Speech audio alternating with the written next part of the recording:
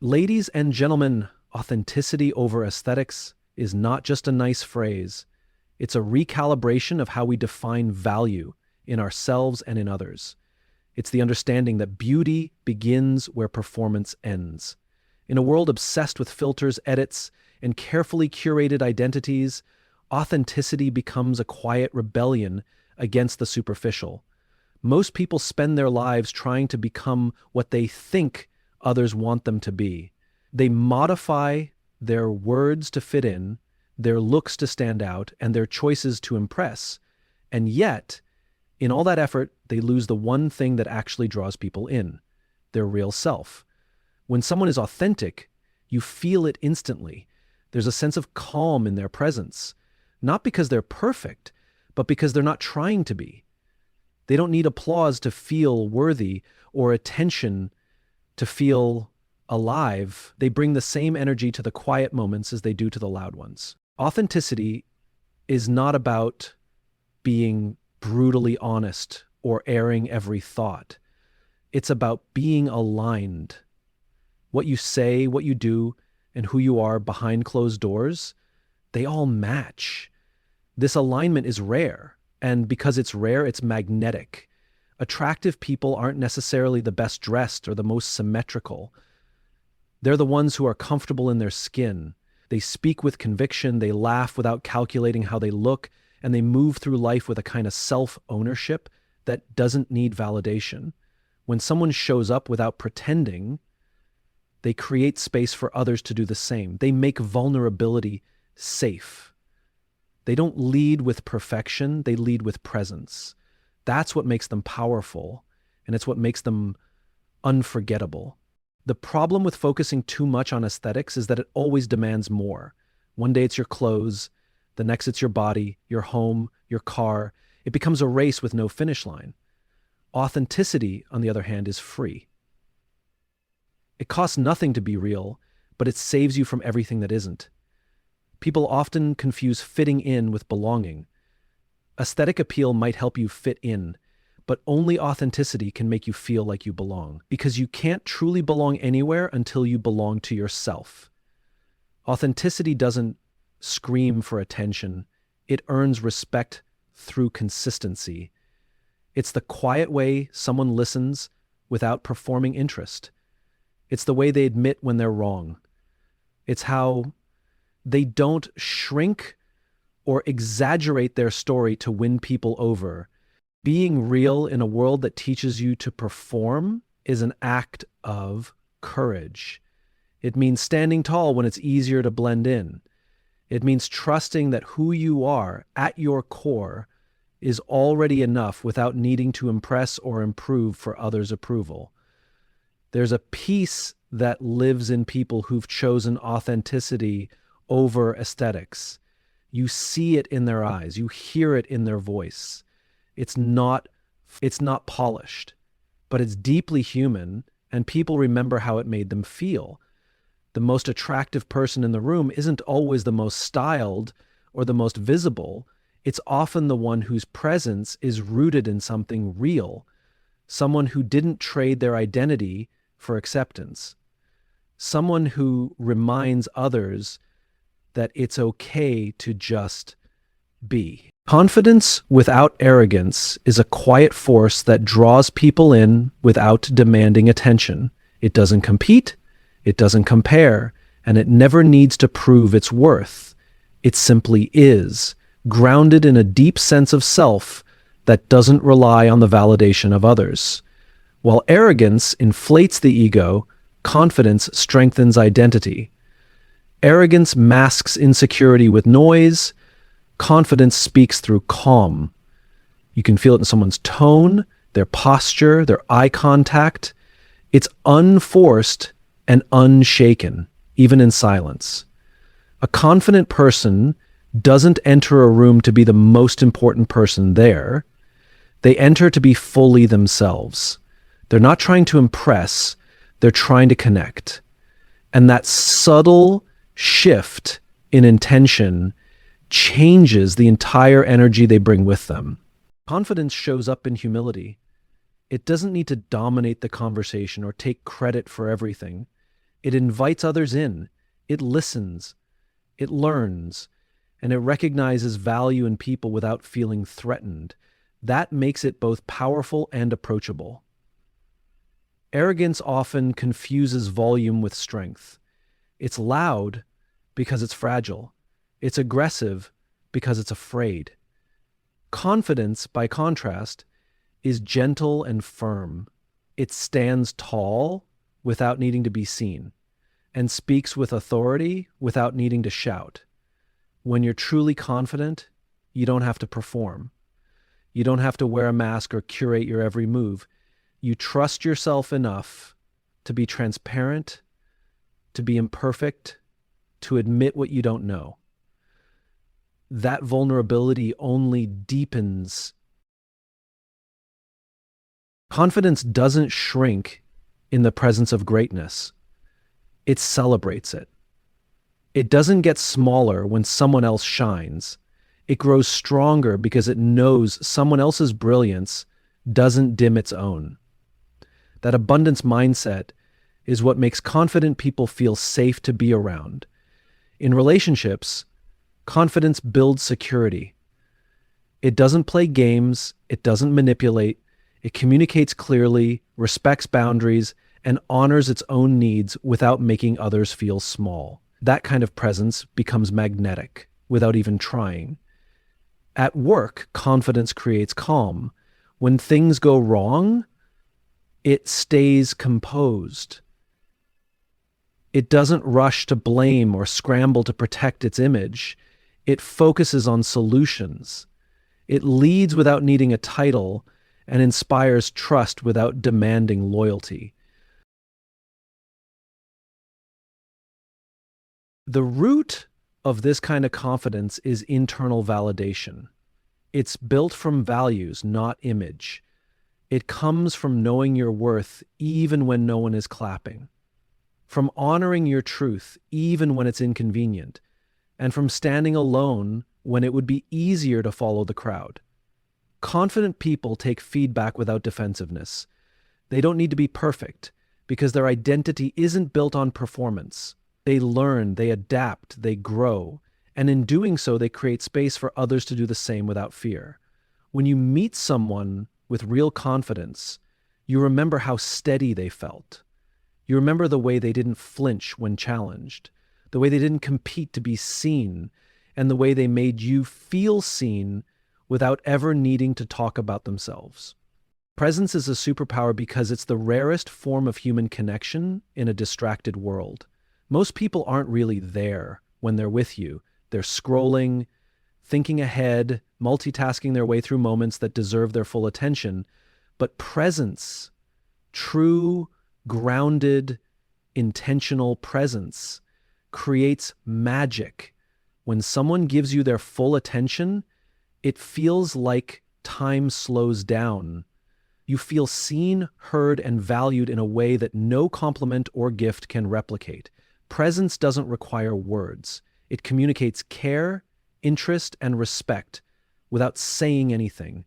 We've been taught that charisma is about saying the right thing, but often it's about listening in the right way. Being fully present with someone tells them they matter more than your to-do list, your notifications, or your next thought. That's not just attractive, it's transformative. Presence isn't just about relationships. It sharpens your focus in your work, in your passions, in your creativity.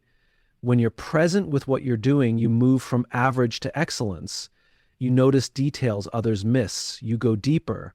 You deliver better. Children, animals, and emotionally intelligent people can all sense presence. They know when you're really with them. They also know when you're pretending. Presence can't be faked. It's not about eye contact alone. It's about energy, intention, and availability. Being present also protects your peace. When you're fully engaged in the now, you're not replaying the past or worrying about the future.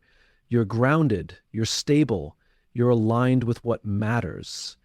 That state of mind attracts people because it radiates calm and clarity.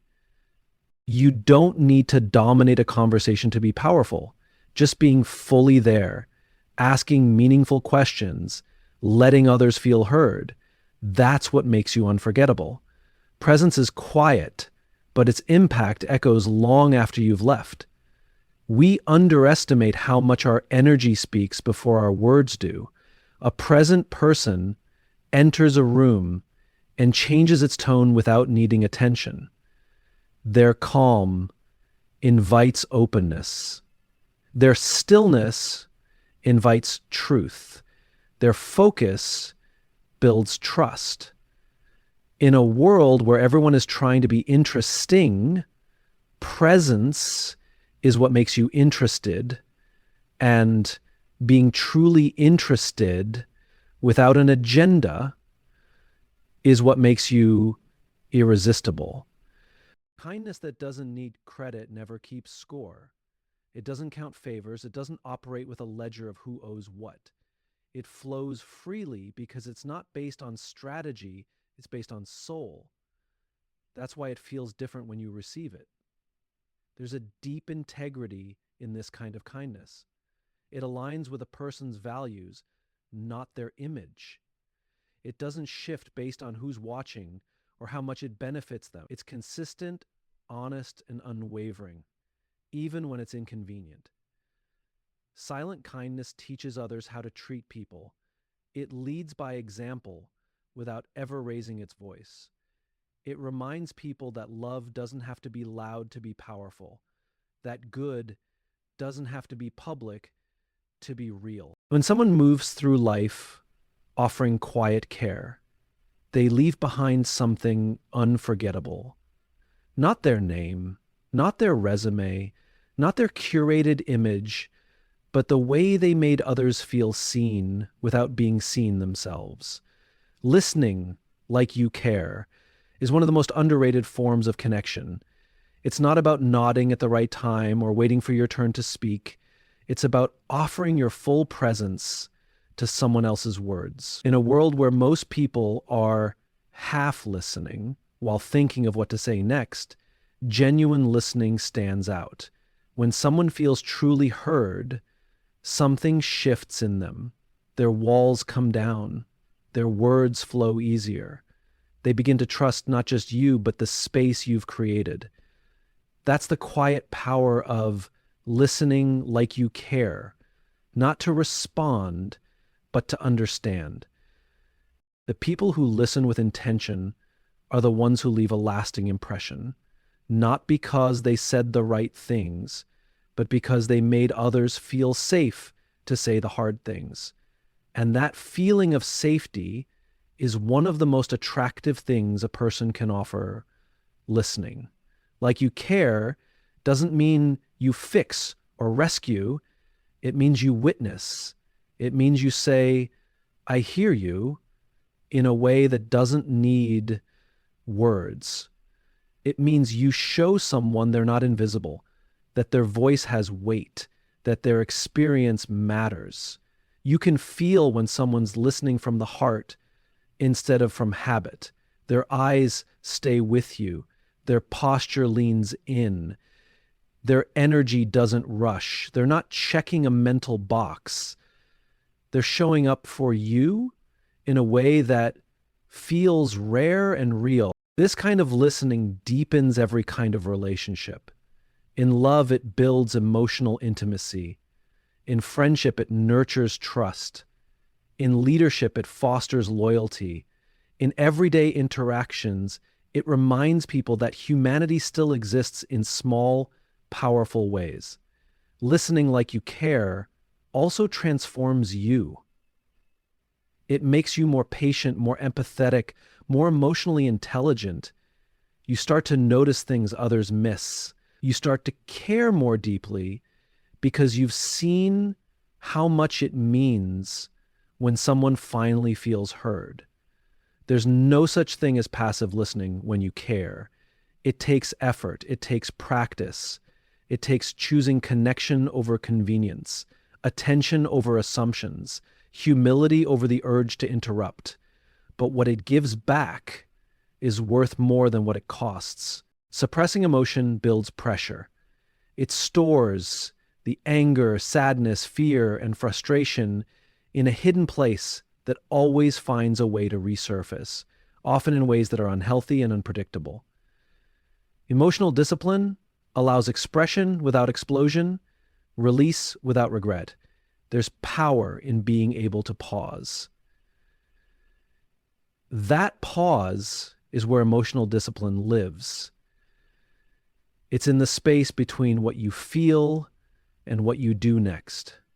It's choosing not to yell when you're angry, not to withdraw when you're hurt, not to panic when you're afraid, even though all of those reactions might feel natural. Discipline doesn't mean pretending everything is okay. It means acknowledging that things aren't okay and still choosing to respond with intention. It means taking responsibility for your emotions without letting them run the show. That's where real maturity begins. People who suppress emotion often disconnect from themselves. Over time, they forget what they're actually feeling, and that disconnection can lead to numbness or resentment. Emotional discipline, on the other hand, keeps you connected without being consumed. You don't always need to explain your emotions to everyone, but you do need to understand them yourself. That self-acknowledge is what fuels discipline. You start to notice your patterns, your triggers, your defaults, and with that awareness, you gain choice. The goal isn't emotional perfection, it's emotional responsibility. It's knowing that you're allowed to feel everything, but you're not required to act on everything. It's creating enough space within yourself to choose peace over chaos, clarity over confusion. Emotional discipline allows you to lead with grace, to stay grounded under pressure, to speak with kindness, even when you're hurting, to move through the world with power that doesn't shout, with strength that doesn't harm, and with presence that doesn't disappear when emotions rise. Emotional control isn't about pretending you don't feel anything. It's about developing the awareness to recognize your emotions and the wisdom to not be ruled by them. It's the space between stimulus and response where real power lives. When someone says something hurtful or frustrating, the person with emotional control doesn't bite back impulsively. They pause, assess, and choose a response that reflects their values rather than their momentary feelings. People often confuse loudness with strength, but true strength is often silent. It's in the person who remains calm when others raise their voice.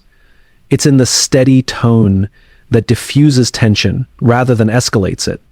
Emotional control gives you the ability to protect your peace without compromising your dignity. That kind of restraint isn't weakness, it's discipline, and discipline is always magnetic. We are biologically wired to feel safe around calm people. Emotional chaos makes others tense, alert, and guarded, but someone with emotional control puts others at ease without needing to say much. It's the unspoken message that no matter what's happening, they're not going to lose themselves. That reliability becomes a form of leadership, even in informal settings. People trust what's steady. Emotional control makes your presence more valuable in every room you enter. In meetings, in relationships, in social circles. The person who doesn't get flustered holds invisible authority. When things go wrong and everyone is scrambling, the emotionally grounded person becomes the emotional anchor. They don't have to fix everything, they just need to remain themselves. And that steadiness makes others believe things will be okay. It's not about being cold or detached. Emotional control is deeply connected to self-awareness. It's about knowing what you're feeling, allowing yourself to feel it, but not giving that feeling the steering wheel. You don't deny anger, frustration, or fear. You just refuse to let it dictate your actions. That level of mastery creates confidence without words. One of the most attractive traits in any human being is self-possession. The ability to remain whole and centered regardless of external circumstances. Emotional control is the foundation of that. It signals maturity, responsibility, and safety. People who carry this energy don't have to chase validation because their presence already offers reassurance. They radiate calm, and calm is rare. You notice it in conflict. When someone with emotional control is confronted, they don't immediately defend or attack. They listen, they breathe, they take their time before speaking. That pause, that thoughtful silence commands more respect than any emotional outburst ever could. It's not performative, it's practiced. And that practice is what makes it so powerful. It also allows for deeper intimacy. When you're not reactive, people feel safe sharing more of themselves with you. They know their words won't be met with volatility or judgment. Emotional control invites trust, and trust is the currency of every meaningful connection. It becomes the invisible bond that draws others closer without force or manipulation. In romantic relationships, it becomes the difference between fleeting attraction and lasting connection. Passion without emotional control burns fast and fades, but emotional control gives passion depth. It creates a space where emotions are not only expressed, but understood. It builds emotional security, and security allows desire to thrive without fear. Even in solitude, emotional control shows up as peace. You don't need someone else to calm you down or build you up. You become your own grounding force. You stop overreacting to every thought, every trigger, every temporary discomfort. And that inner stillness becomes your baseline. It becomes the quiet power behind everything you do. When you master emotional control, your energy becomes more deliberate. You walk into rooms with calm intensity, not to dominate, but to influence quietly. You don't need to prove your worth through arguments or validation. Your restraint speaks volumes. Your silence in chaos becomes louder than noise. You begin to realize that the most powerful way to be heard is not to speak louder, but to speak less and feel more. To know what's yours to carry emotionally and what isn't. To respond with clarity instead of reacting with confusion. Emotional control isn't about suppressing who you are. It's about becoming someone who doesn't lose who they are under pressure. And thank you so much